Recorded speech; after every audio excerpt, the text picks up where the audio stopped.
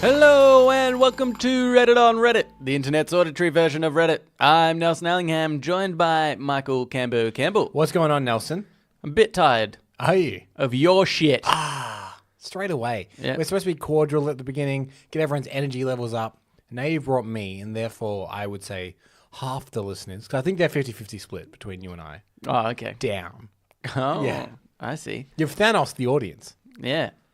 I wish. But are you tired IRL? Yep. Why is that? I was playing D&D till real late Oh, are you? last night. Want to know something funny that happened? It's not really funny. Go on. Tell us your good D&D story, Nelson. One of my players committed suicide in the game. Huh. Yeah, that was unique. Did was like, what? Did it solve their problem narratively? No. Okay. I was I going mean, to say I that guess could it have been was a kind lesson of- for kids. Kind of give it up, I think, Right. is really what So, happened. did this player just no longer want to play? They're like, I commit suicide. No, like they kind of pretended to. This player was just kind of like always going against the grain, Right. sort of the narrative. You know, like they're in a town where the guards are bullies, Sure. and it's like.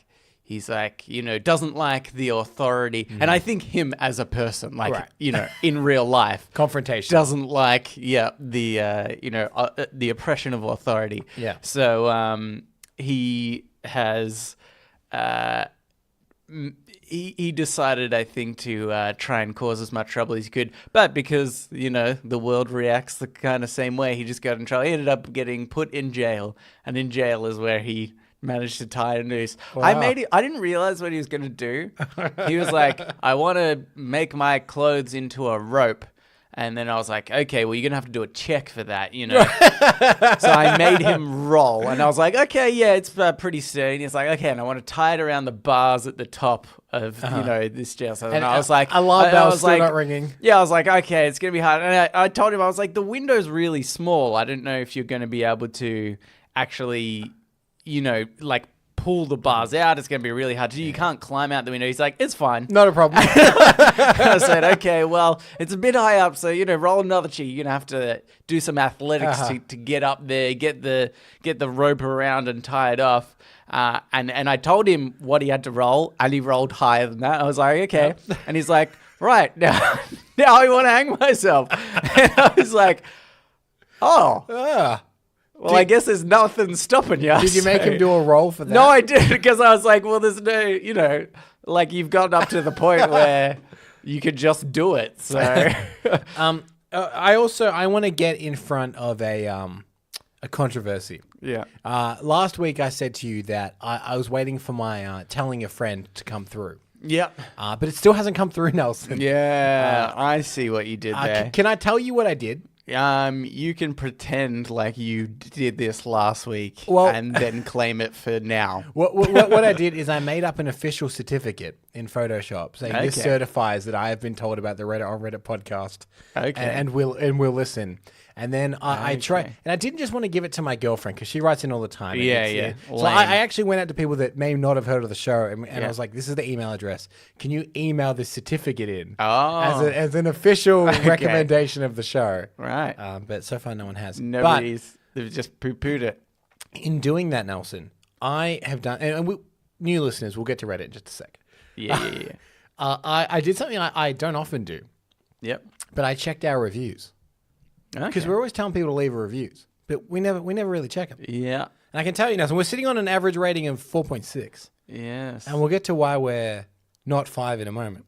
Okay. But what I found is a trend here is that all of our reviews, even if they're 5 stars, also they can be read 2 ways.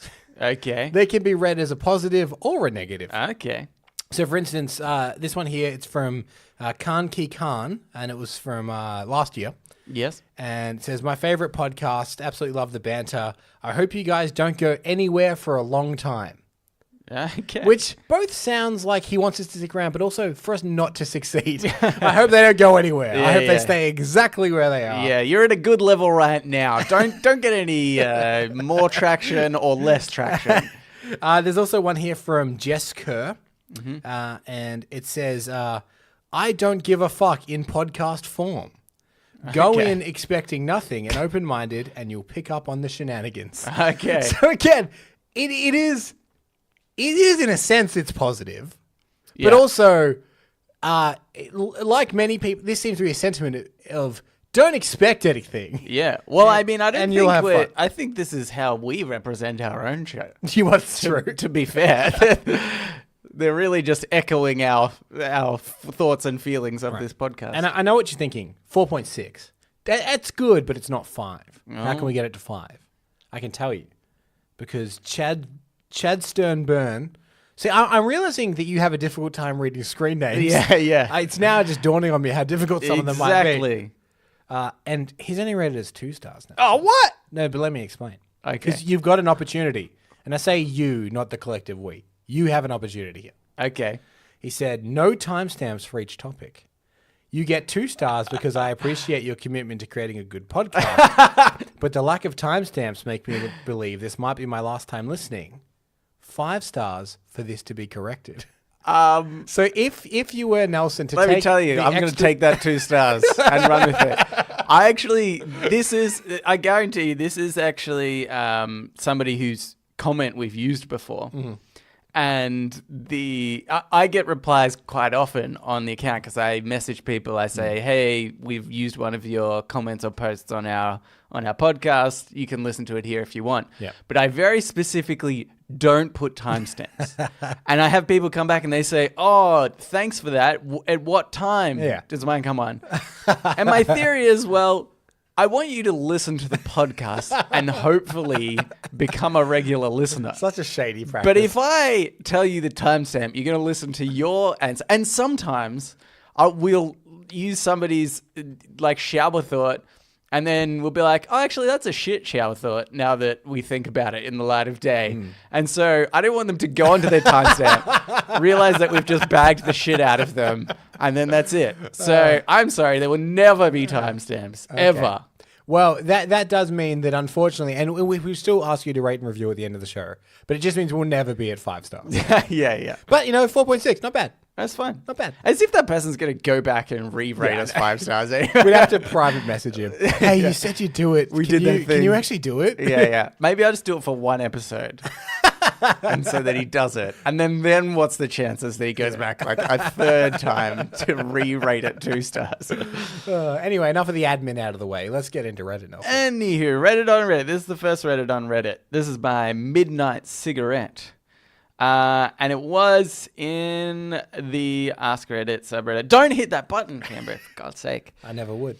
He said, and we've done my something. finger's hovering. We've done something similar to this just recently, really. Yeah. But I thought that I would. So anyway, the question is, non-Australians of Reddit. What's the one question you want to know about living here?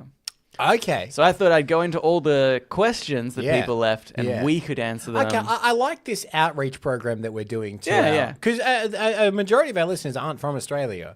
So it is good to... Last week, we were translating phrases, if I believe. Yeah. So the week before, or something. Anyway, 4.6. We're not 5. Last week was about Ariana Grande for some reason. Yeah. Someone I know listened to that, and they're like, that was weird. Yeah. That was really weird what you guys were just saying. I was like, yeah, sorry. Yeah. Anywho. So this first one is by Aiden Momo. What do you want to know, Aiden? And they asked, is swimming in the ocean dangerous there? Ooh. I've heard there are box jellyfish that can kill you. Aiden, can I call you AIDS? Probably not. I'm going to answer on his behalf. Look, no, you cannot call him AIDS. Look, AIDS, much like the unfortunate nickname you have, everything here will kill you. We have a plethora of really cute animals that are all deadly. Really? Yeah, well, if you look at I don't think any cute ones are deadly. well, the platypus. That is not deadly. It does. It has a little spike on the back I don't of its think heel. that's even close to deadly. It is. It's super sharp. It can cut through skin. There is no... Okay, how many humans have platypi killed? Today? In the entirety of the human history? 1 million. I'm going to say 0. But the point is, even the cuddly things, they all have a weapon of some kind. Yeah. Kangaroos will beat the shit out of you. Yeah, they're pretty tough going. If you were to hit a wombat with your car, your car's going to come off worse than the wombat. Yeah. They're tough little things, and they charge. I mean, not 100% of the time. No. If you get the right angle, you can kill that fucker. Or big truck.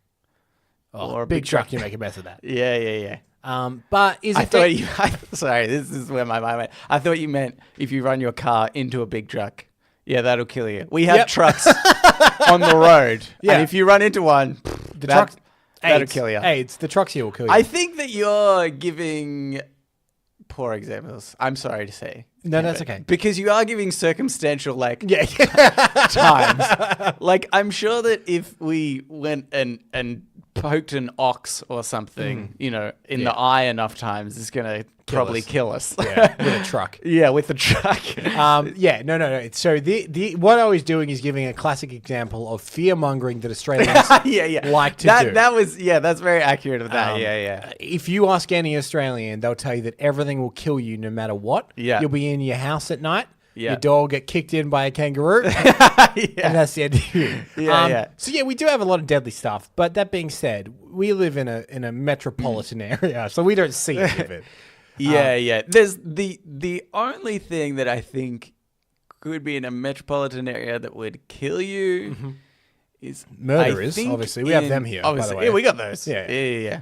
But not as many guns, so far harder to kill you. It is harder to kill people. Still happens, obviously. Yeah. We got knives. We got knives, all right? Sharp objects, bricks.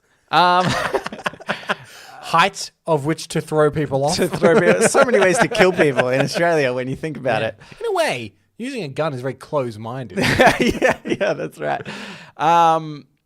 But my point was, maybe spiders. I think particularly in New South Wales, like Sydney, the funnel web spider. Yeah. I mean, it's still probably hard to find them and get one of them to bite you, but they are deadly. Yeah. We see like redbacks here, but I don't think they've killed anybody in a long time. No. We've got a peace treaty with the redbacks. Yeah. Same with the emus. It happened around the same time. As far as your question in regards to the ocean. The ocean, yeah. I will just tell you this as an example. There was a beachfront in, I think it was in Victoria, called Shark Bay. Yeah. And they renamed it Safety Beach. Yeah. Is it just marketing to get people to go there? Come and have yes. a look. Come and have a look. You decide. I mean, realistically, if you're looking at other parts of the world, there have been more shark attacks than, in comparison. That being said, I've never seen a shark. Yeah, I've never seen a shark. Yeah. Jellyfish, there are jellyfish that, or like the blue-ringed octopus as well. We have those, and those are really deadly. Yeah. But in general, it's fine. Yeah. You're not really ever going to get into them. You might get stung by a jellyfish, I think is sort of more common, but to die from one, I think pretty unlikely. Also worth noting, one of our icons of our country, Steve Irwin, did die in the ocean. Yeah. I mean, read from that what you want. Was he in Australia at the time? I think he was somewhere else. Anyway. Statistically, most Australians would die in the ocean. Yeah. That's right. Some people would just go out there when they've had enough. Yeah. Like Cynthia Platt. Just walk out into the water. Come at me, box jellyfish.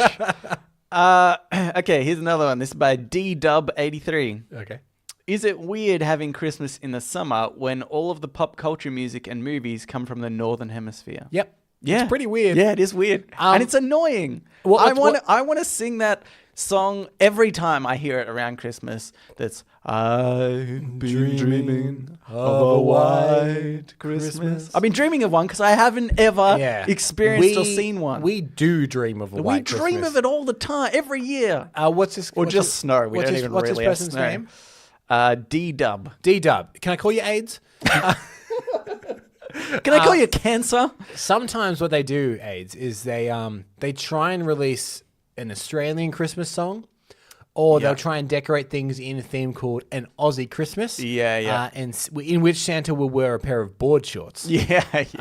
It's no good. We hate it. Yeah. As a nation, we hate it. Yeah, that's right. But the supermarket chains here insist on it every year. Yeah. But it is weird because you can't. There's a lot of things you can't do. You can't wear the ugly Christmas sweaters. Yeah, that's right. That's a big part of it too. Yeah. People like try to do that in Australia, It's but too you hot. just can't if it's too hot. I'm not very good at navigating the different temperature types between us and the States and England and stuff.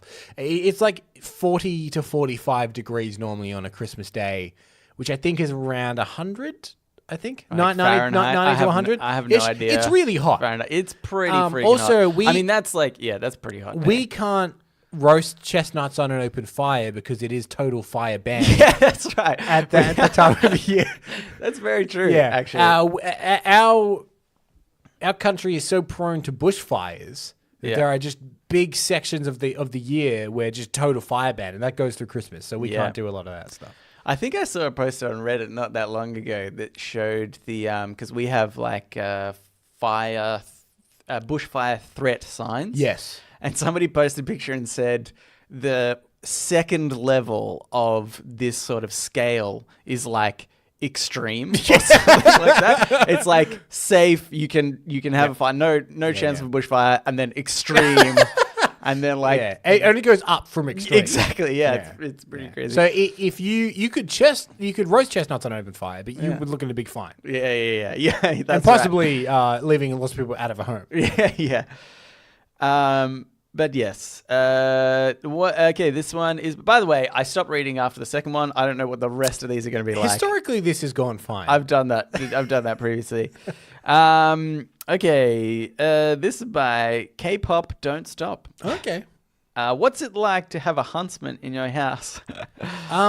It's all right. It really depends on your temperament towards spiders. We had a spider in this house for quite a while. I ended up killing that one, by the way. Oh, did you? Yeah, I think while you were out. He pushed his luck. He did. Just far too much. The thing is, we get spiders, not super often, but every now and then you'll get a spider. Yeah. And there was one in this apartment, and it popped up, and we both kind of ignored it. Yeah, we were just like, we just saw him in one corner, and we were like, look, that's fine. He's not doing anything to anyone. And then he went. Yeah. And we're like, that's fine. And here's the thing. Pop back up on a different side of the house. Yeah, we're like, oh, mate. This is pushing it. And then he disappeared again, and I thought that was the end of it. But now I've learned that you have murdered him in some creative way. Not with a gun, obviously, but maybe chucked him off a tall building or hit him with a rock. Yeah. Well, there was so many ways I could kill him. I actually wrote a list. But I ended up with spray. Right. Which was scary. I would tell you, I'm surprised I didn't tell you this story, but he actually, this spider, as I sprayed him, fell off the wall, and I was like, all right, good, just die peacefully now, or in agonizing pain. I have no idea what that spray does. And it's definitely not peacefully. Maybe. And then I was like maybe a few feet from him. Yeah. And all of a sudden, after looked like he was going to die, he raised his two front legs up at me and ran at me. I shit you not, ran at me. I've never had a spider run at me. Really? Like it was his last ditch effort to try and kill me before the poison, stuck in, and he ended up keeling over and dying. Wow. So it was a bit. It's made me now want to kill them more quickly. Yeah. I was like, what if they exhibit that behavior early on? In answer to this question, then it's fine having them in your house. Yeah. They might charge you occasionally. Yeah, that's right. But yeah, it really depends. If you're okay with spiders and they don't freak you out, then it's not really a big deal. They don't I was going to say they don't attack you, but it did attack you. Yeah. So there you go. Yeah. I'll just do one more, shall I? Sure. This is by... Oh, it's deleted. This person deleted their account. Okay. They said, how slow actually is the internet? I've heard people complain that the internet is really slow, but I'm now I'm not sure how true that is. To put it into perspective it's gotten a little better, but if you understand like bandwidths and speeds of internet at all, it used to be around like 10 megabytes per second or below, and you might get to like maybe a minimum of 2 or 3 or something. Yeah. That's really friggin' low. We get, like standard for us now is around 100 megabytes per second, but in other parts of the world, I think it's like way higher than that. We, very rarely you'll have somebody in Australia that's getting any more than 100 megabytes per second download. Yeah. And I think we're like, I saw a report the other day. I think we're like 62nd in the world for internet speed. Yeah. Which is pretty horrendous for like Australia's pretty well developed. So for something that, should be given more credence, it's our government just does not give a shit about it, basically. And there's a couple of things to consider. Our internet is quite good where we are. It's your average internet, like your bog standard internet. But what we lack, because our country is so big and so sparse, is the coverage. We don't have very good internet coverage. Yeah. So when I was in America recently, anywhere I was, there was at least some signal and some kind of thing, like network to join the internet. Yeah. But here, you do lose your internet if you go out a little further pretty quickly. And the other thing is, there was a politician, and his whole thing was getting us good internet. Yeah. And he said, I'm going to put some fiber optic cables in everywhere, and everyone's going to have really good internet. And everyone's like the sound of him, and we made him the prime minister. Yeah. The problem with doing that is he then stopped doing the internet thing, and that kind of fell apart a bit. That's not entirely out of it. No, that's broad strokes. Very broad strokes. The problem was they were like, one party was like, we can give you the good internet and this is how we're going to do it. And then the other party was like, we're going to give you good internet and we're going to do it cheaper. Yeah. But that obviously meant a worse network. But they just kind of fooled the public into thinking that it was going to be a lot better. Yeah. And so we only have fiber to the node and not fiber to the property, and that's like the biggest issue with it, and lots of other things. Look, it's not great. We're 62nd in the world. We're really far behind. But anyway, that was that. And now we can get into Ask Reddit. Ask Reddit. Also, Mafared.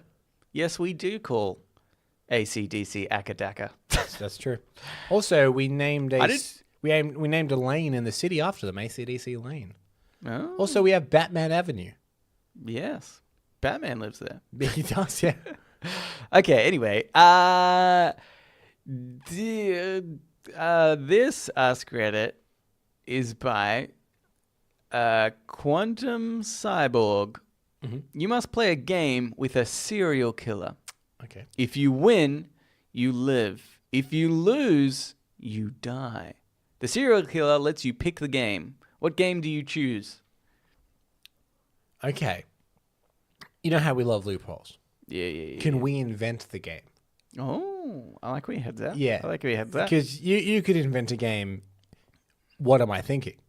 Yeah. Oh. You see what I'm saying? Oh, but then he'd be like, you're thinking, please don't kill me. And I'm like, oh, damn. Oh, that's exactly what I'm thinking.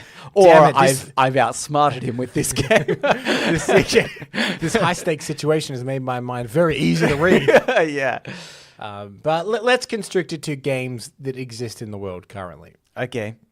I think, because you can go random chance games. Yep. or you can go for games that you might think you have like an upper edge on. Like at the moment, I've been playing a lot of chess. Did people add you from? No, nobody's added me yet. I'm a on, bit guys. disappointed in that. I mean, I don't know. Maybe just nobody really plays chess. And you also put it at the very end of the episode, and normally I stop listening to an episode. Yeah. When they start wrapping up. Yeah, So yeah. I stopped listening to our episode when we start wrapping up. Say it now. Oh, So okay. People add you. If you play chess, download the Chess with Friends app, available on Android and Apple, and add me, Nels13, NELS13. Yep. And play Love me it. in chess. That was worth the listeners that just dropped off. Yeah. So what was the question? Oh, yeah. What game? Yeah. So you would think maybe chess. So maybe chess. I think when I match with a random person, because you actually get a rank on this app, and when I match with a random person, I notice I'm a little bit above average for the ranking. So maybe just on my chances of like maybe statistically, you're in the top 50%. Slightly, bit better chance. We could. I'm drawing from experience here. I don't know why I've dragged you into this situation. Okay, but I'm saying that we're in this together now, and he's gonna. I'm okay with that. Maybe he's got a serial killer friend. Okay, sure, yeah. And it's a 2-on-2 scenario. I'm thinking of things that we've excelled at game-wise. Yeah. And the one in recent memory that we exceeded at was it was a pub trivia. So we take him to the pub. Okay. But specifically, it was pub trivia about the Marvel Cinematic Universe. Yeah, that's right. In which we came first. Yeah. As I remember, much to the annoyance of the guy sitting next to us. Yeah. Who really prided himself on being a huge Marvel fan. Yeah. And we're pretty casual about our Marvel fandom. We like all the movies and stuff, but we're always like, but some of them are shit and whatever. Yeah. But this guy was very proud of the fact. He's like, I know everything. I remember the way that happened as well. Do you remember how it was like revealed? Because they said everybody got their scores back at the end, and every table had to stand up. Yeah. And so then the MC was like, okay, if you got below 10 points, sit down. If you got below 12 points, sit down. You know, slowly some people sit down. And then he's like, okay, sit down if you got below 18. And the guy I remember who was really keen on it was looking at us like eyeballing, like, huh? You got to sit down? You got to sit down? I got this. And then it got to like 19 or down. And he's like, seriously? And then he sat down. And then you know, we got, I don't know, just a few more points than him. And he's like, oh man, so disappointed. That was the time I realized that I think I'm a bigger nerd than I thought. Yeah, you carried that for sure. A bit. I do know a fair bit about the Marvel movies, but there wasn't every question that I knew or anything. Like we had other team members with us. Yeah. Okay, you're not a nerd. No, by the way, they've all been dragged into this situation with me. Yeah. The serial killer has a lot of friends. Okay. But yeah, I remember thinking because this guy he was wearing his nerd card on his sleeve. Yeah. He was super proud of it. I'm like, oh no, we did better than him. Yeah. Oh boy, this says a lot more about us than it does him. Yeah. So I maybe I'll challenge him to Marvel Cinematic Universe trivia. Okay, that's true. I feel like you're a trivia person. You know, you're good on the trivia front. Whereas I need in very specific categories. A game of that's true. Everybody's got their strengths and stuff, but I think in general, if we were to just do a general trivia quiz, I reckon you'd beat me every time. You right? Yep. I don't know. Yeah. Let's find out. We'll start a new podcast. Yeah. And every week it's just us doing a quiz. Okay. Oh boy, the audience for that will be limited. And do we have anybody asking the questions, or like 1 week I ask the questions?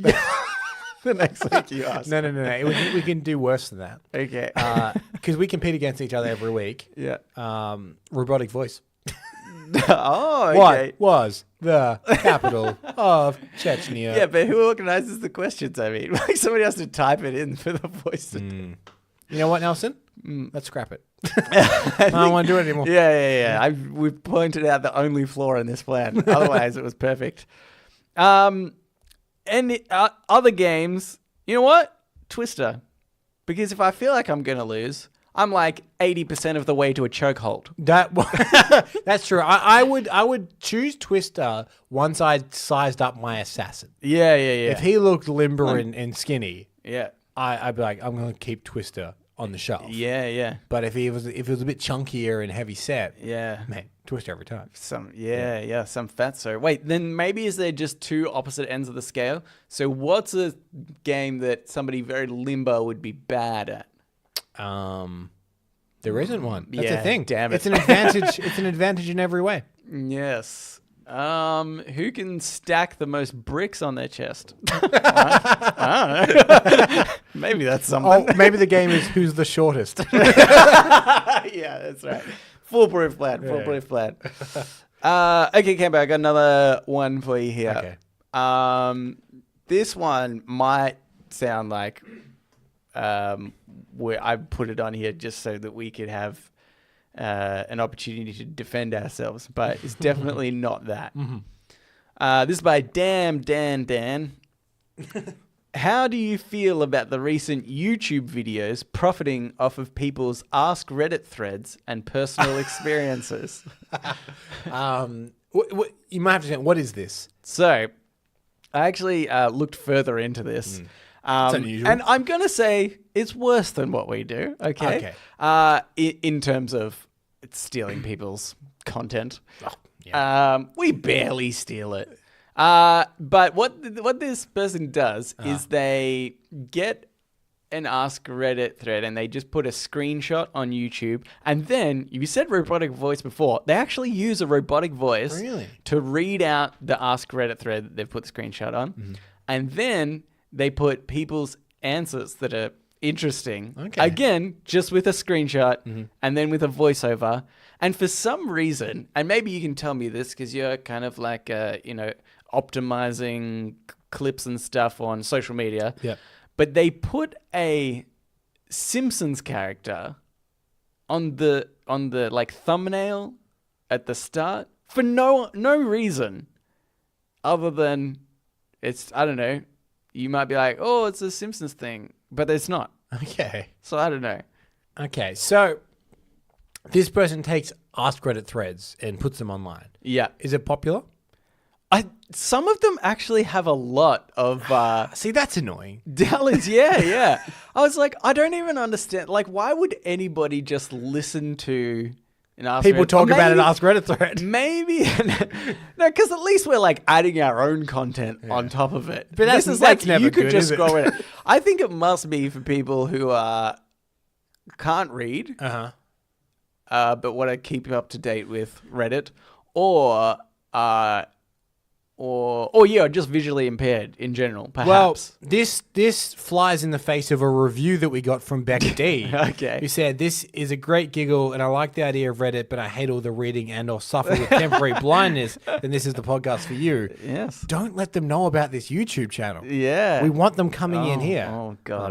I've done it now, haven't I? Beck was nice enough to give us 5 stars. Though, so Yeah. Good. It's fine. It's fine when people steal stuff from Reddit and then rehash it in their own sort of way. Yeah. Yeah, Yeah, we're going to give this one a pass. Lock that one in. Yep. For all anything that you want to ask about, is it justified to take someone else's witty thought and read it out? Yeah. Anyway, that's done. So I think we should get into Today I Learned. So now it's time for Today I Learned. What's the intro to that? Today I Learned. This Today I Learned is by Hi Neighbor.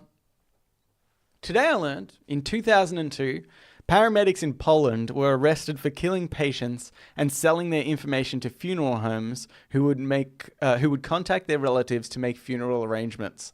The funeral homes then added the cost of the bribes they paid the killers to the funeral bills of the victims' families.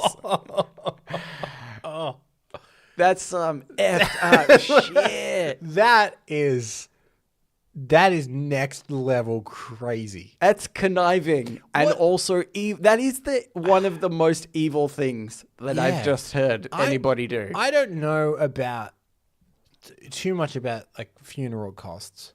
Yeah. But yeah, I imagine they seem to me they fall in the thing of it's pricey, but it's not astronomical that you can never afford it. It'll always damage you.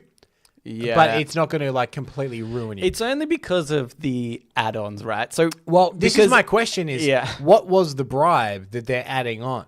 Yeah, what 'Cause what either- did they put it under as the? But like, how much was it? Because if it's an if it's an add-on for $1,000, I think you start questioning it. Oh yeah. Or I see are what the you mean. bribe Yeah, yeah. levels low? Yeah. In which case, what's the incentive? What's up? You're killing people. For not very like- much money. For like $200. Because if you were going to kill people, you would want a pretty hefty compensation for that, I would think. To morally wipe your slate clean, you'd want to be getting a lot of money. But if you're adding like a $4,000 or $5,000 fee onto funeral charges, you'd be like, what is this?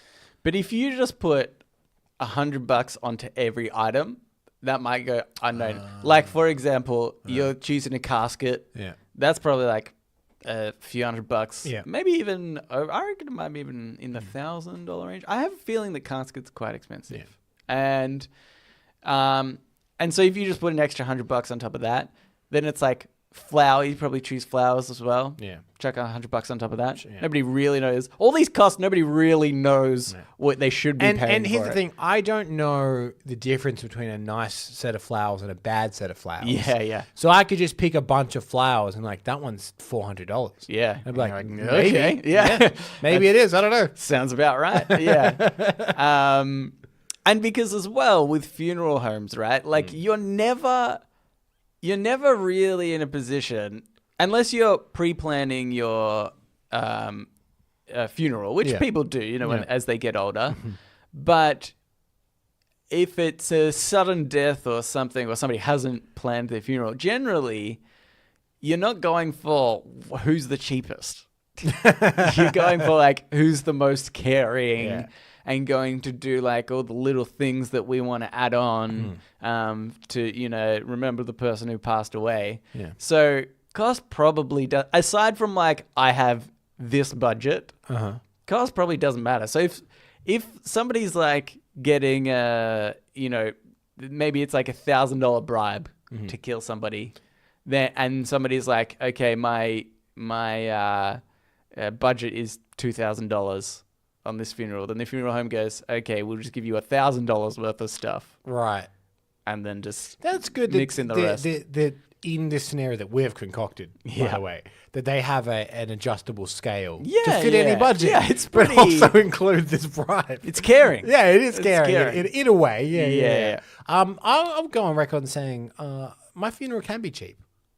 Yeah. Put me in a bin Well, bag. I've Don't actu- even buy a casket. I've actually Wrap me in a bin bag. Put me in the front. I've actually thought about, because I mean, originally I think I've said on this podcast, I want my friend's family to just throw me in the hole, without anything.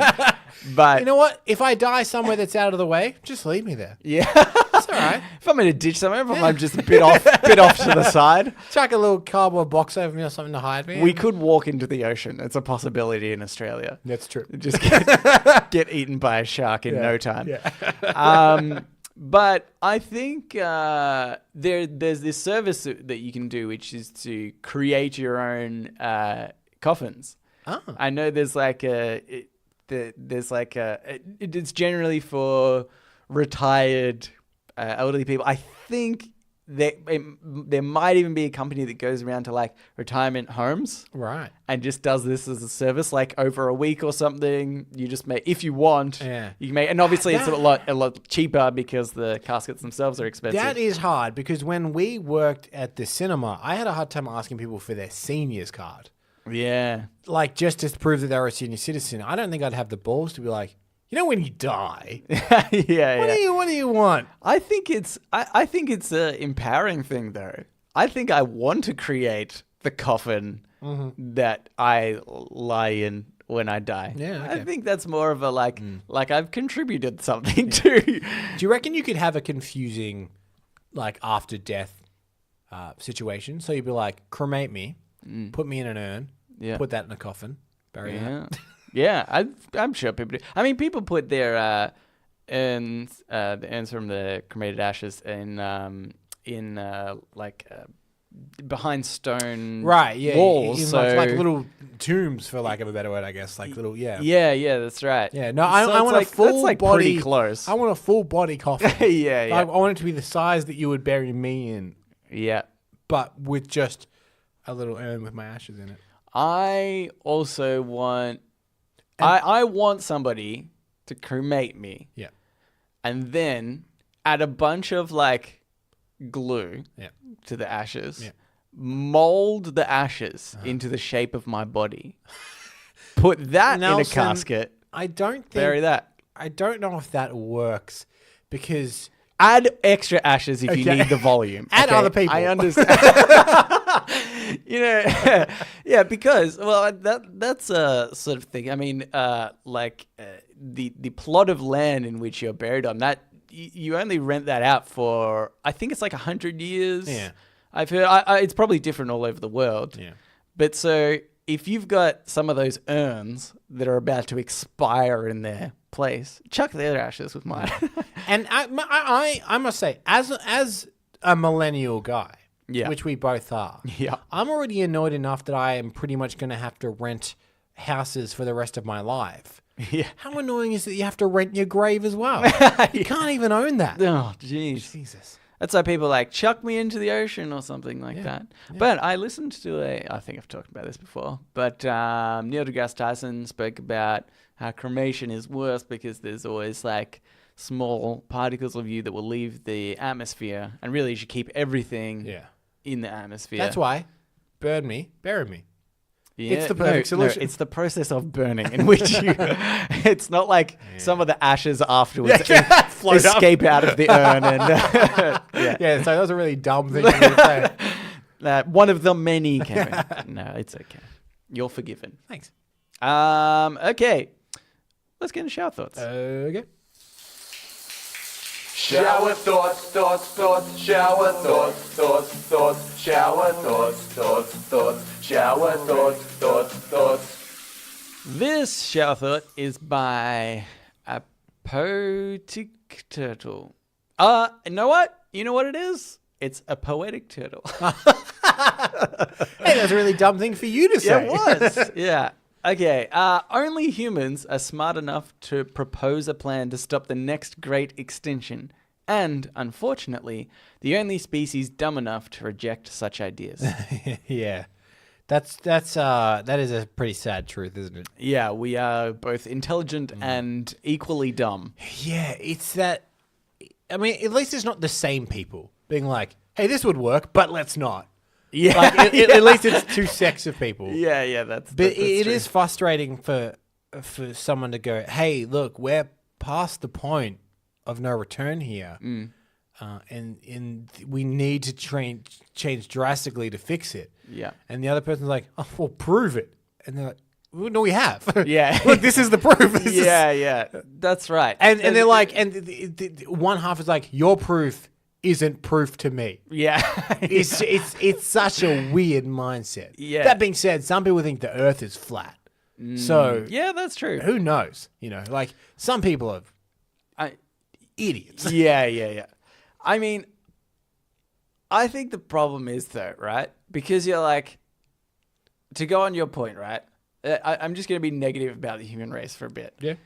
Because you're right. There's people that are like, hey, global warming is happening. Yeah.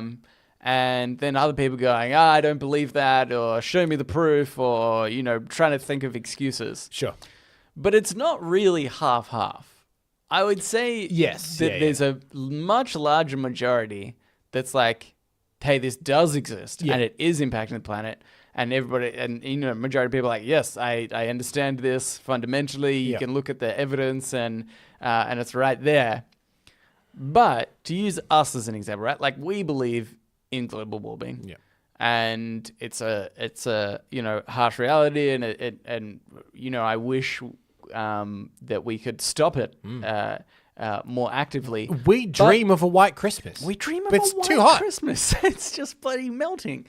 But we use like a ton of plastic. Yeah. In our household, like I buy from the supermarket. There's like these they cut up like different types of melons, and put it in a plastic container, and it's just a one-use plastic, the worst sort of thing. And I buy those pretty frequently. Yeah. And every time I think I'm such an asshole. Yeah. And in your case, not to throw you under the bus, but like you often have those microwave meals sort of thing, which comes in the same sort of plastic thing. And when I'm not even just singling us out, I know there's millions of people out in the world that are exactly like us, that do believe in, and support the global warming efforts. But at the same time, we're like, yeah, but it's more convenient, isn't it? That's you've really hit on the crux of it there. Yeah. People are passionate until it's inconvenient. Yeah, yeah. And like I hate myself for it sometimes. And like there'll be things like I for some reason I was thinking about this today because we're about to have an election in Australia. Yeah. And when you go to the electoral place, you might go to the party that you want to vote for, and they give you a bit of paper, and then normally people just throw it out in the bin afterwards. And I remember last time I went, I got the paper and I gave it back to like the lady so she could pass it on to somebody else. Not like I dirtied it or wasn't damaged, it was fine, same sort of thing. But I'm like, okay, I saved one piece of paper there, but I've done so many other things that are like far worse. Like probably just in that day itself, I probably wasted more resources and things and contributed worse to the environment. I have moments like that as well where I get a little smug. Yeah. And then I have to check myself. Yeah, yeah. Like, for instance, we use like reusable shopping bags and stuff like that. Yeah, yeah. And occasionally I'll find myself in the supermarket and be like, I didn't bring one of the bags. Yeah, but I will make an effort to buy a new one instead of you can purchase plastic bags instead. And I'm always like, oh, no, I'll buy another one. It's better to buy that and then it's just an extra one. Yeah. And I'm always like, oh, look at me. Yeah, yeah. And then the stuff I'm putting into that bag, the irony doesn't escape me. That it's like single-use plastics and stuff like that. And also, you potentially end up with a lot of those bags in the end anyway. Like if you don't eventually like change that behavior after a while. And obviously, we've gone through a transition phase in Australia at the moment because the supermarkets have banned the major supermarkets have banned plastic bags. But still, it's kind of like. It's still like semi and negative that we just don't even remember to do it because I did the same thing as well. So it's like, it's even the, part of the human race that wants to do good still kind of just does contributes in a poor way. I know I've heard there's people saying, well, actually, if you look at all the statistics, the big industrial companies, account for like 80% of a certain type of waste. So really the rest of the world shouldn't worry. And I think that's such a poor excuse as well. It's I agree. No, you should really be considering every small impact you do. Like I saved the one bit of paper at a voting ballot. Like that is kind of a pretty weak thing, but at least it is something and we should all try and essentially get better at it and try to ignore those conveniences of... Yeah, and I think, that's a good point.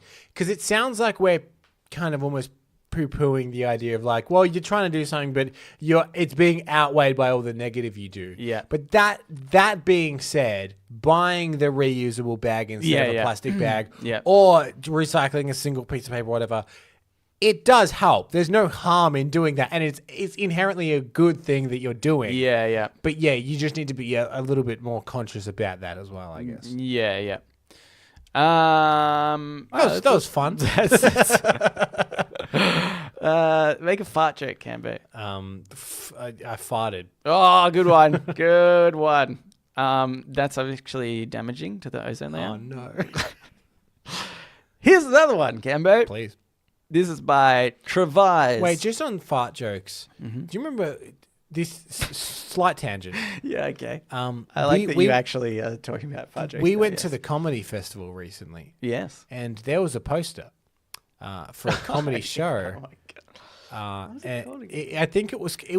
Look, I'm paraphrasing. Right Yeah. But it was something like Professor Fart, Yeah, that's right. Volume 5. That's right. There was so many volumes. Oh my god. And it was a middle-aged man dressed as a professor on the poster, kind of like bending over as if he was about to fart. Yeah. And it's one of my greatest regrets that we didn't find out what that show was. Yeah.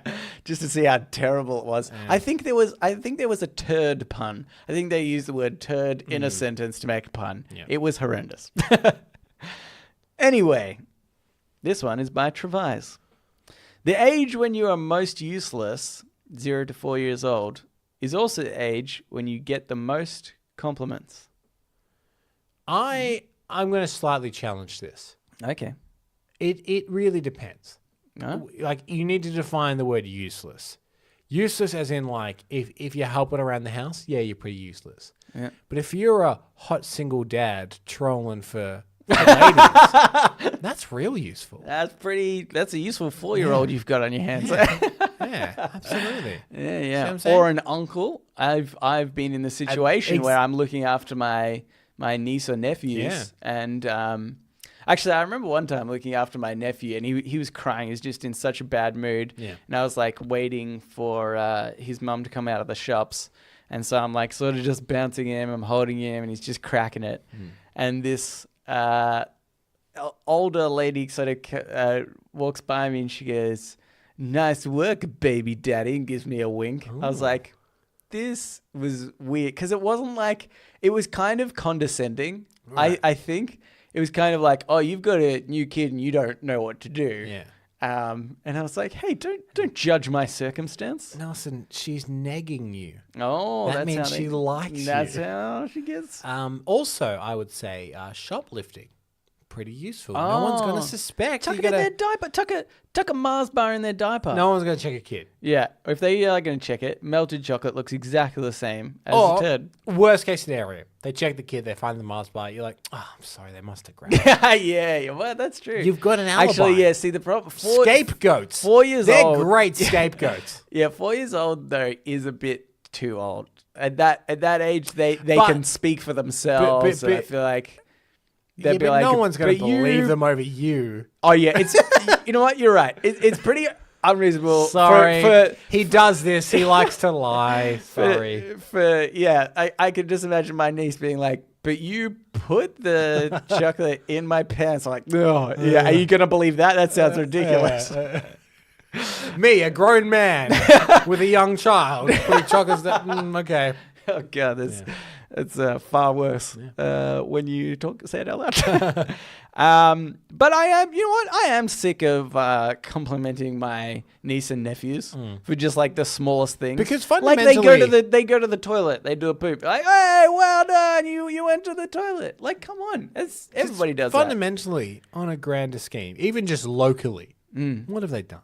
What have they done? Anyway. Here's another one. Oh, maybe we should move on. Let's do one more. Last one. This is by Gluteus Maximus.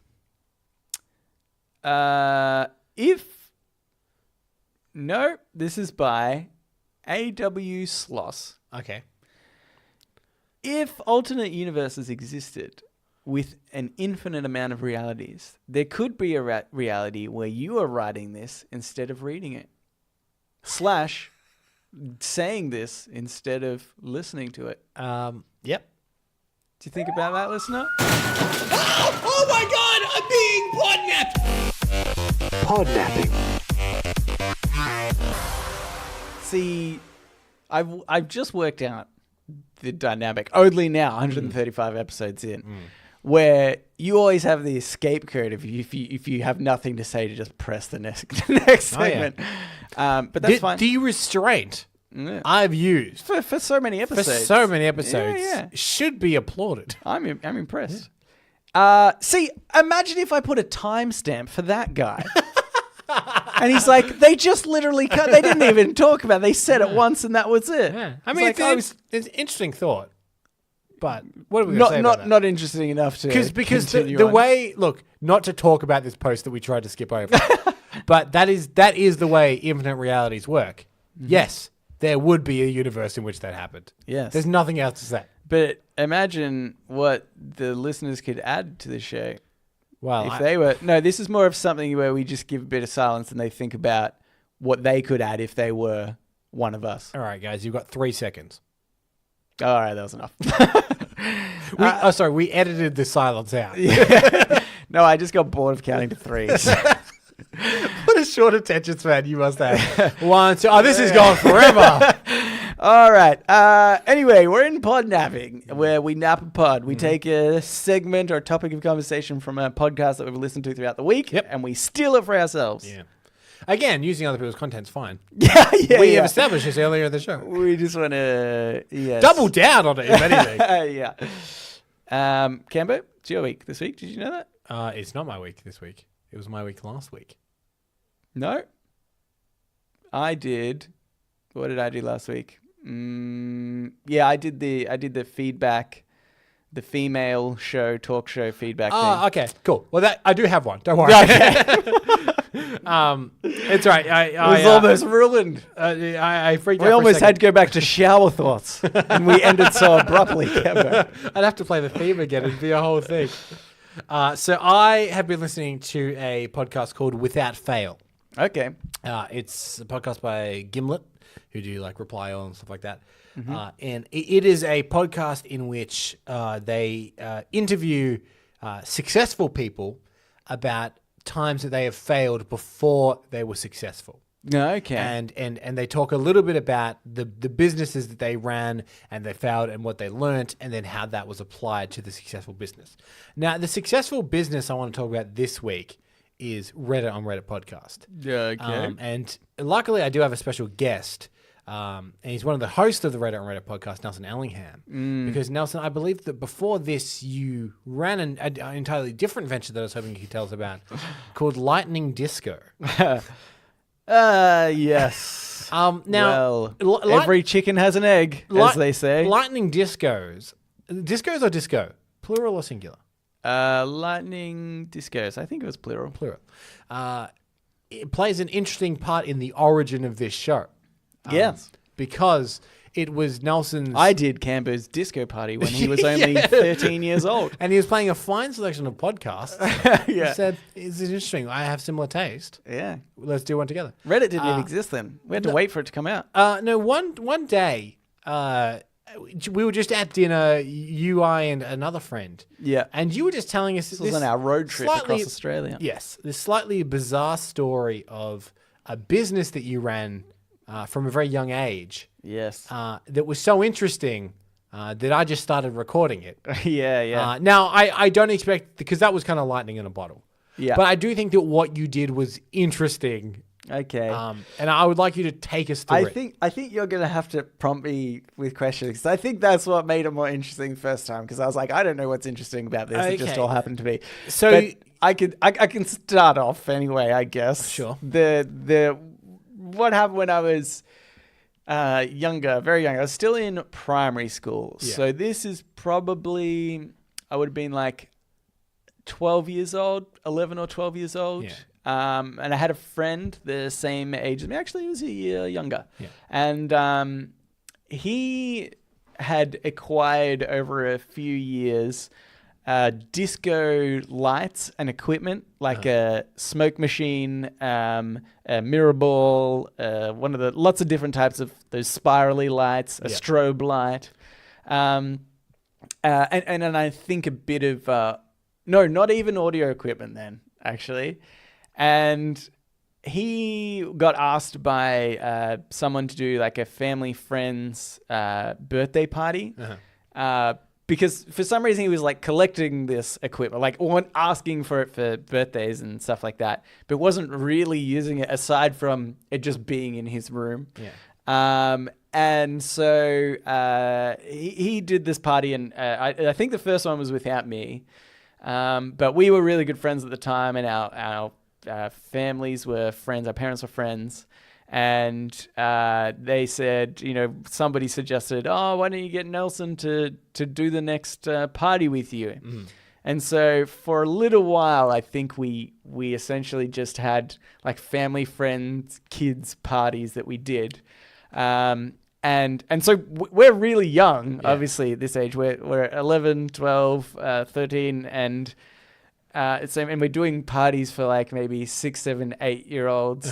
So they're pretty close together. Now, see, here's what I find interesting, because that isn't super unusual, right? Yeah. Older kids playing music for younger kids at a party, like it's that's not unheard of. But one, your dynamic is a bit of a Steve Jobs, Steve Wozniak, where one of them had the means and the knowledge, and the other one had the business sentiment, and you would have found each other 12 years old. But this isn't like a pocket money thing. You established a business with like an ABN and a registered business name, which is an Australian business number. Australian Just business by number. because Every business that is trading legally is required to have an ABN. So at like pre-teen age, you had started a full business doing parties for kids. That's the bit I find interesting. And you were like, I don't get what the big deal is. Yeah, you just got an ABN. And my point is, kids didn't do that. That's sort of true. To paint this for listeners, Nelson's wearing a suit right now, doing this podcast. I'm professional in every aspect of my life.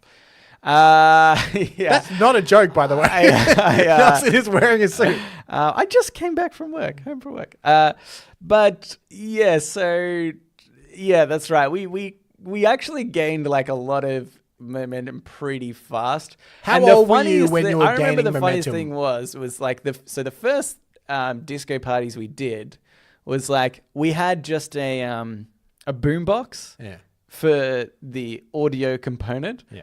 And not like even a good boombox.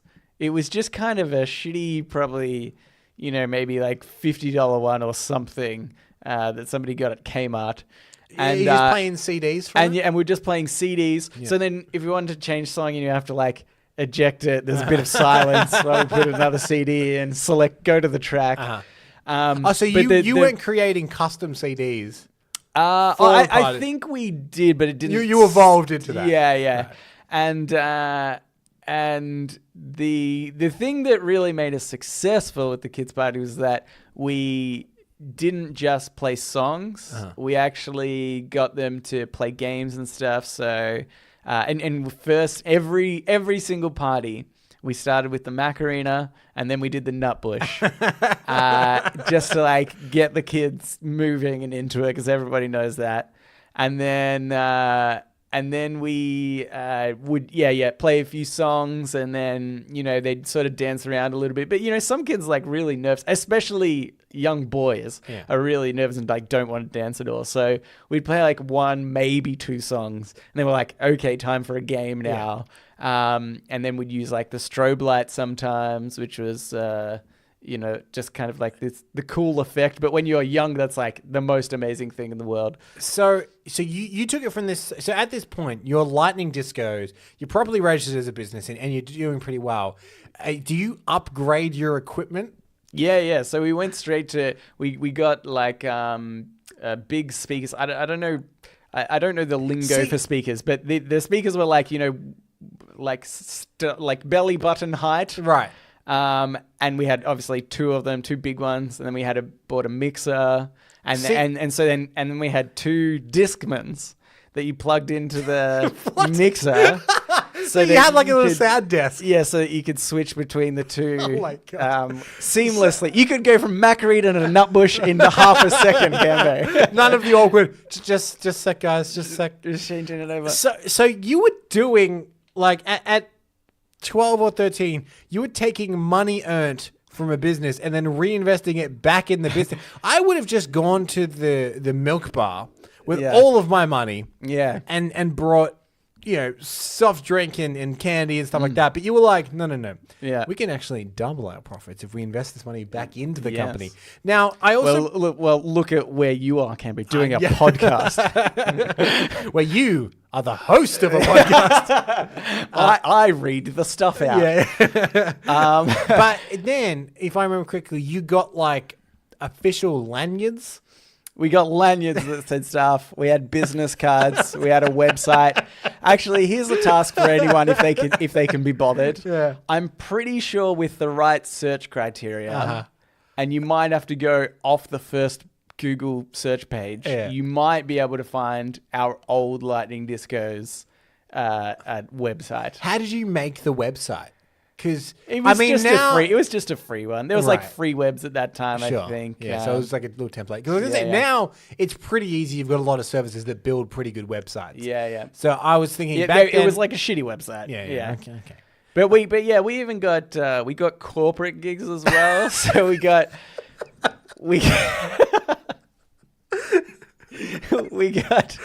Like, you do it for the kids' parties, but occasionally you do a corporate gig every now and then just to keep the lights on.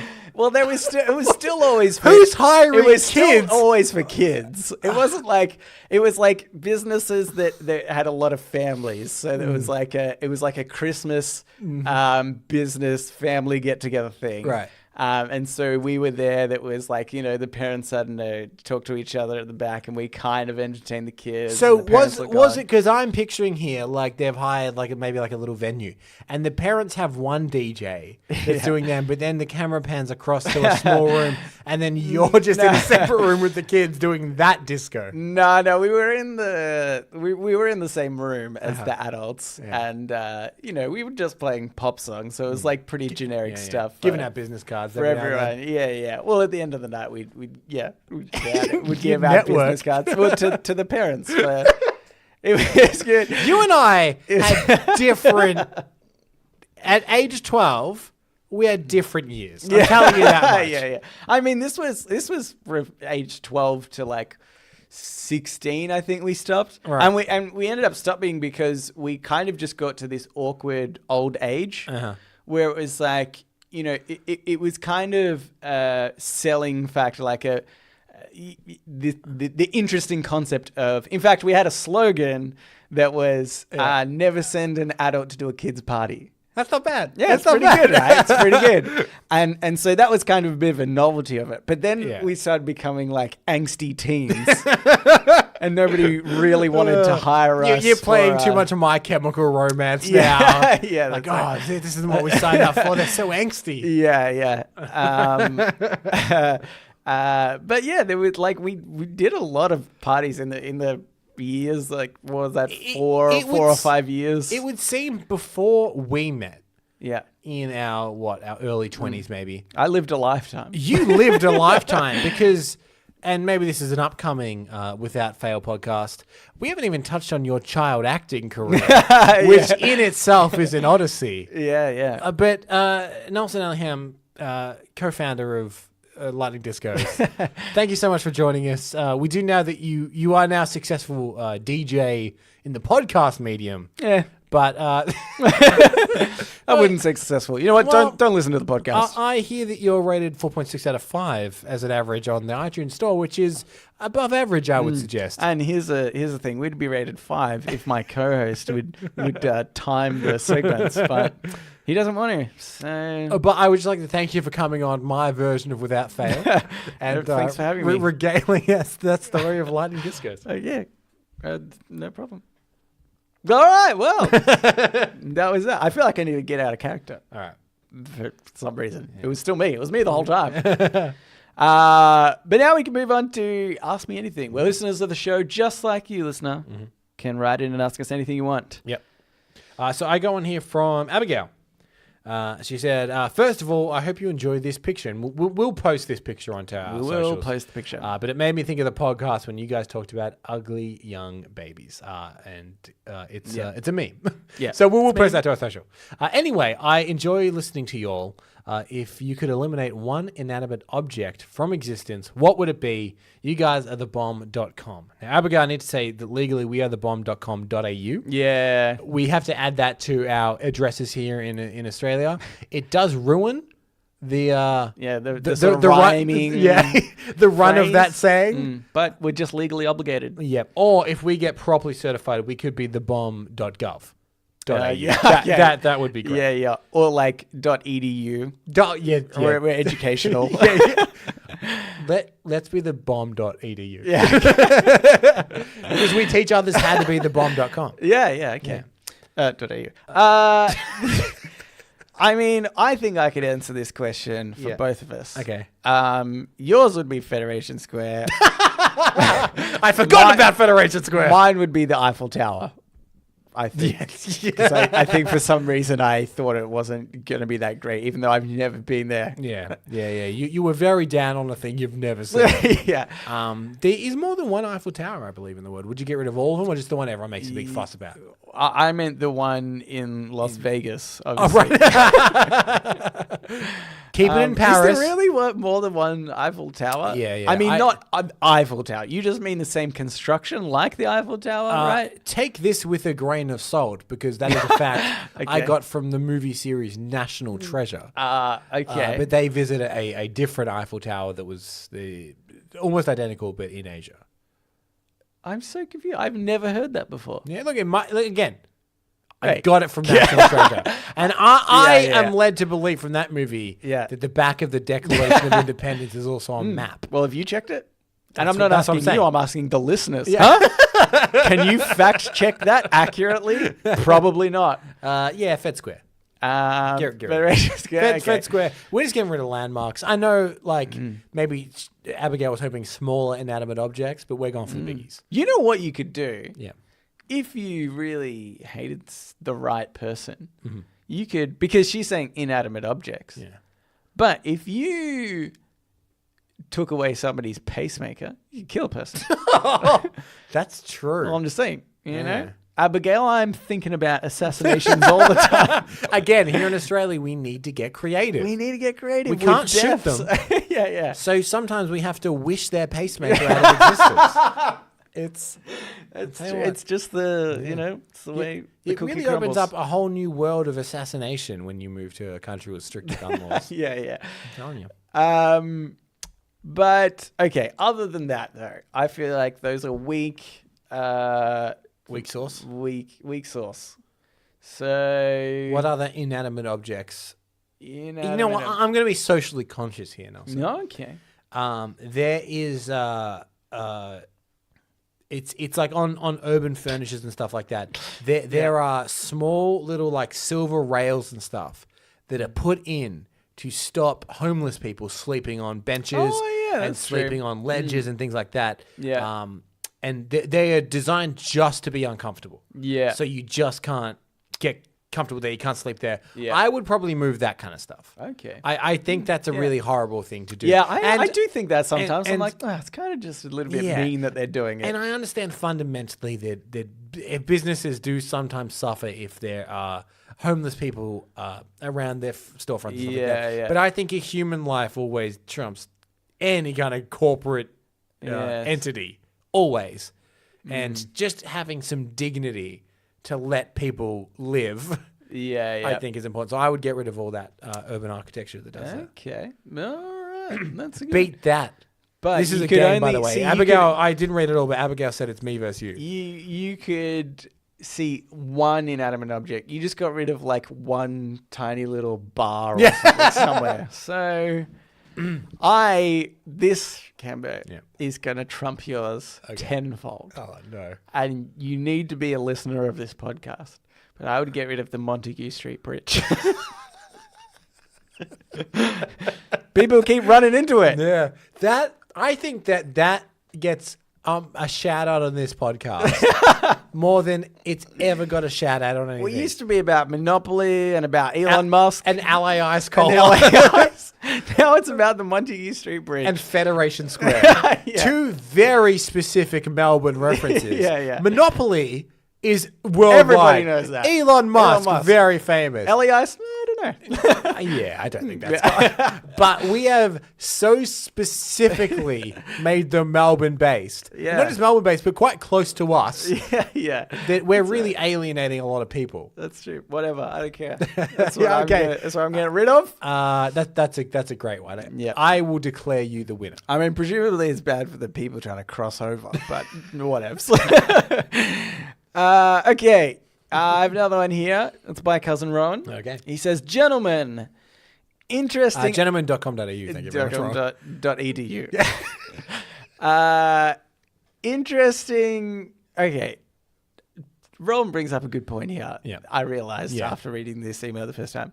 He said, interesting travel advice for Hazim. Yeah. He spelled it wrong. You didn't seem to take into consideration how long he would be here for. I couldn't help but think the dialogue with his friends would be, where did you go in Oz? Drove across the country and saw some kangaroos and fuck all else for a few days, thanks to the advice of two dudes who do a podcast. Yeah. And I thought, we basically told him to do that. Yeah. Hey, come to Australia and see nothing. Yeah. Go. There's nothing there. Yeah. For ages. And also, it's a really long trip. Great point, Rowan. Yeah, Again, everyone that listens to the show is smarter than us. Yeah. And I do think that a lot of them listen to... It's like listening to your dumb friend's theory. Yeah. This show that's is right. that incarnate. We're the Carl Pilkington Of the world. Of the world. We just don't have Ricky or Steve to kind of point out how flawed we are. Aside from listeners that write it. Yeah. He also said, FYI, Canberra has kangaroos in the suburbs, which surprised me when I moved here. Did you say Canberra? Or it sounded like you said Canberra has. Canberra. Okay. Yes, the capital of Australia. Yes. There's not as many kangaroos around here. But I was listening back to the last podcast after I read this, and I think you made it sound like the kangaroos were more rare than they probably are. Like, we definitely see them more than your average. In fact, if I go to visit my mother, who lives about an hour away from where we are, there's a big strip of road that you do need to be careful of kangaroos. At night, they'll just jump in front of your car. Bloody idiots. And they'll try and kill you. As I said, everything tries to kill you. Everything tries to kill you. What they do is they lay down traps on the road. Spike traps. And like they have guns. It's really hard for us to get guns. They've got them. Yeah, the animal gun laws, rampant. Crazy. Anyway, which is exactly what he wrote. AMA 81.0. Well, it's like he knows we're going to get off track. Anyway. He's going to be like, hey, over here. Pay attention. 81.0. What is your most practical fear of death? Mine is shark attack. Shit scared every time I get beyond knee deep at the beach. There you go, previous person from Reddit. AIDS. What? It was AIDS. It was AIDS number one. Rowan is scared of shark attack, which I imagine is a very pretty Australian fear, you know. Yeah. Probably less likely in other parts of the world where sharks are not as apparent. Jaws isn't a big deal to us. Yeah. We're like, just one. Ugh, go on. Yeah. We always need a bigger boat. Just punch him in the nose. Yeah. Or get a gas canister thing that you blow up. How does he die in the film? I don't know. Something like that. Yeah. But we need guns. We don't have any guns. Oh, no! Oh, my God! No wonder we get killed by sharks all the time. We can't shoot the gas them. mains in their mouth. The gas mains in their mouth. That's funny. So, what... He said irrational. No, most practical. Fear of death. I don't get in some kind of hideous car crash, I guess. That's very practical. We live in a pretty built-up road right near where we live. Yeah. If we're talking practical, that's probably how I'll go. Yeah. You know, on the big main road. Yeah. That's true. Yeah. But that's a boring answer. Yeah, probably. If we're talking if we're talking irrational, I have an irrational fear of terrorist attacks. Oh, really? For no reason. Oh, that's interesting. Just every now and then. Yeah. I'll just be... In fact, it happened. I was at the premiere of Endgame. Yeah. Right? Packed theater. Hundreds of people. Halfway through the movie, I was like, this would be a great time. Do you know what? It'd be a great time to do a terrorist attack. We'd all die. Yeah. And then for about 10 minutes, I just looked at the door. Just watched the door. Okay, yeah. See, I occasionally have those thoughts as well. Like, if you were a terrorist right now, this would be... You know, like this ball game or something that a lot of people are attending. That'd be thing. But yeah, okay, I get what you mean. But yours seems like maybe a tiny bit more irrational than the average. Well, I'd because say. I'll think it out of nowhere. Yeah. And then my brain is like, But really, but seriously, Yeah. but seriously, Camber, seriously. Oh my God, it my could brain happen. talks to myself and is like, that's a good point. Yeah, That's a good point, yeah. Camber. Actually, yeah. Check the door. You couldn't do anything. Yeah, yeah. Were someone to come through the door. Well, I'm glad you brought that up. Okay. Because the idea of you can't do anything, my practical fear, a bit, I don't know, maybe it's irrational at the same time. I don't know what we're classifying what. Because you say terrorist attack, but theoretically that could happen. So is irrational just percentage chance of happening? Right. If it's low percentage, does that mean it's rational? I don't know. Anyway, mine is like a plane crash. Okay. Yeah. When I'm in a plane, I'm not a super nervous flyer. I know some people get a lot of like anxiety. In fact, my brother has to take like some pills, anxiety medication when he goes on a plane because he gets very nervous. But yeah, I'm not that extreme, but I'm just kind of a little bit tense the whole time while I'm in the plane. And it is very much to do with the fact like if you start going down, there is nothing you can do. And that scares me more than anything. It's like if I'm in a car, right? I can do something. Or at least I think I could do something, right? Because I might even contribute to my own death. They say don't swerve or something, but I'm sure if I was about to get into an accident, I would probably swerve. But at least I have that like almost power to false control hope that. of like I can control this. Yeah. But in a plane, it's like there is literally nothing. Yeah. If two planes collided in the air, nothing. You can't do anything. Yeah. And I think it's probably an irrational fear of like the plane crash, but also falling to my death. I think is a specific part of that I fear is like I will survive the impact, but then I'm just falling and what do you think about in that time? Yeah. Of like just slowly getting closer to. Oh, we were 4.6. We were so close to 5. Yeah. That's like, if I only had done those timestamps on the podcast. Anyway, that's my practical fear. Nelson, we live in a very real world in which my fear and your fear could combine.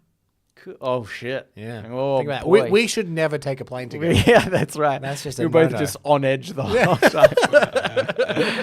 But thank you for writing into us. I'm not going to Abigail and Ron. Not going to learn, Ron. Bit of a downer to end on. Bit of a downer. We just talked about how imminent deaths. Next time, end the email with a smiley face. That would have helped. And then we'd just say, he's ended it with a smiley face. Yeah, That's nice. We could have just pretended. Oh, wait a second. What's this?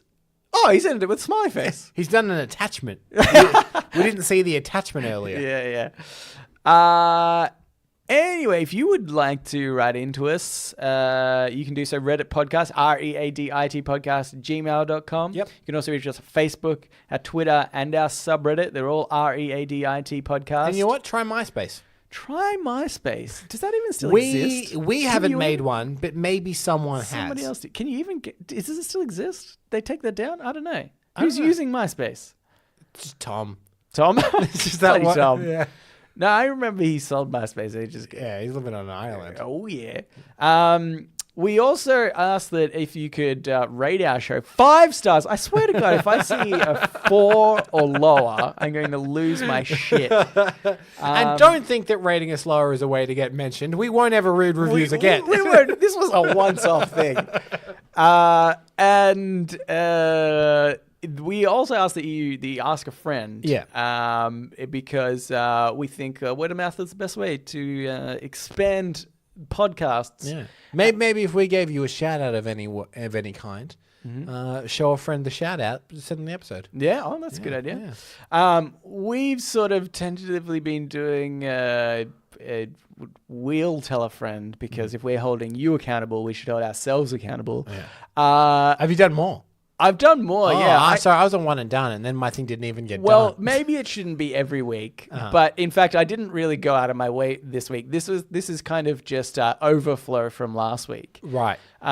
Because originally, so last week I just messaged some people and I said, listen to our podcast in one way or another. People are looking for podcast recommendations, and I also mentioned that you kill cats or do something to You insinuated that me and a cat mixing will end badly for the cat. Yeah.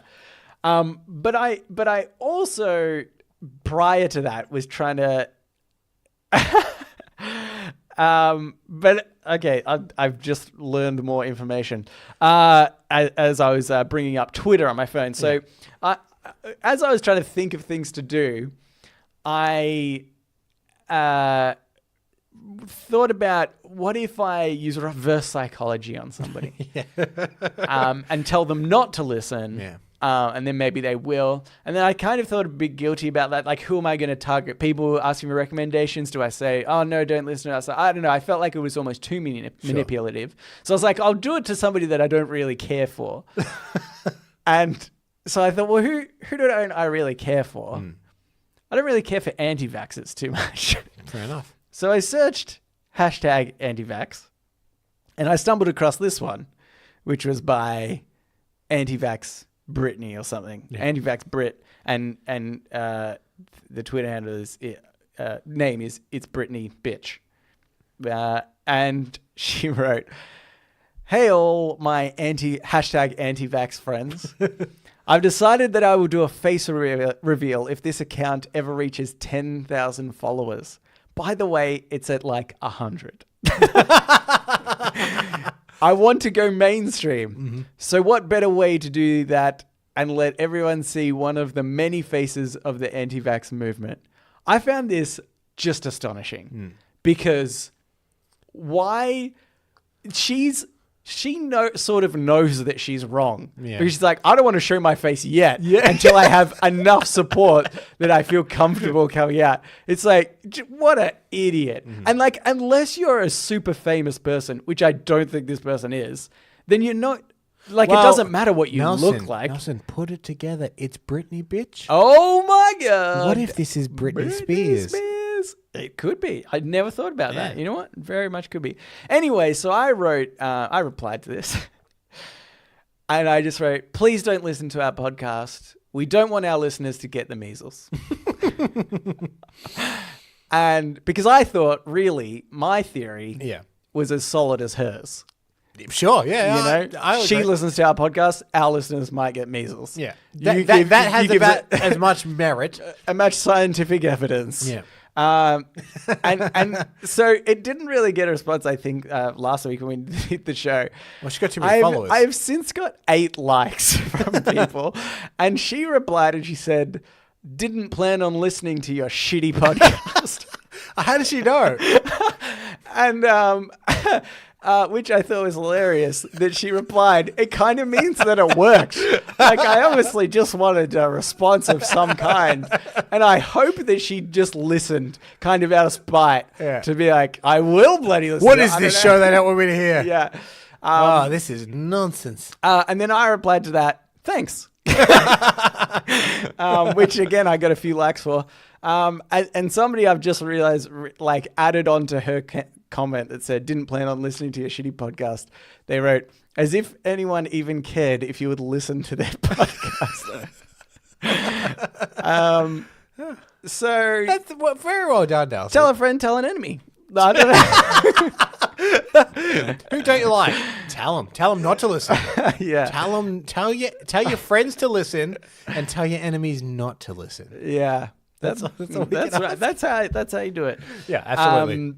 But yeah, so we might occasionally bring that. Let's not commit to every episode that we do that. Nelson, but I think when the opportunity arises, we should try and do that for Nelson, I never commit to anything. It's amazing. I've done 135 episodes of this. You know what, Campbell? I'm proud of you there. Yeah. I'm really. I say that every day to my girlfriend. I'm like, one day. One day. It's over. I'll be gone. So thank you for listening, and we will read you later.